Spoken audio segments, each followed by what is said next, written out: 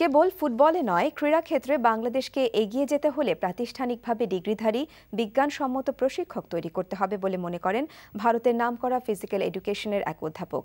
আর এর জন্য বাড়াতে হবে গবেষণাগার ও ক্রীড়া শিক্ষা প্রতিষ্ঠানের সংখ্যা।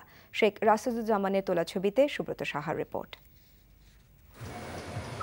বিকেএসপির মতোই অবকাঠামোগত অনেকটা মিল রয়েছে Lakshmibai national college of physical education LNCP সেন্টারটির। ত্রিভান্দারাম গ্রিনফিল্ড স্টেডিয়ামের কোল ঘেঁষে থাকা এই প্রতিষ্ঠানে 20 জন ফ্যাকাল্টি মেম্বার বর্তমানে কাজ করছেন 600 শিক্ষার্থী নিয়ে।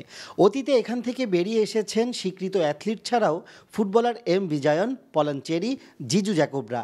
বিজ্ঞানসম্মত উপায়ে ক্রীড়া পাঠদানের বিষয়টি এখানে প্রাধান্য পায়।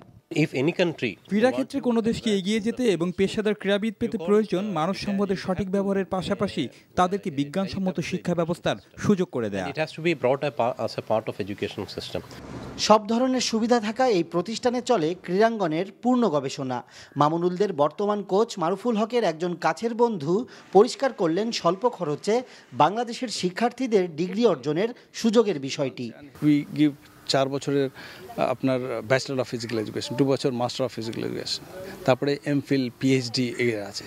সো আপনাদের কান্ট্রি থেকেও যদি কোনো স্টুডেন্টরা এখানে they want to pursue studies, they all are welcome here. সাব চ্যাম্পিয়নশিপের বেশিরভাগ দলই প্রস্তুতির জন্য LNCP ফুটবল মাঠকে ব্যবহার করছে। Subrata Saha, NTV news, Kerala, Bharat.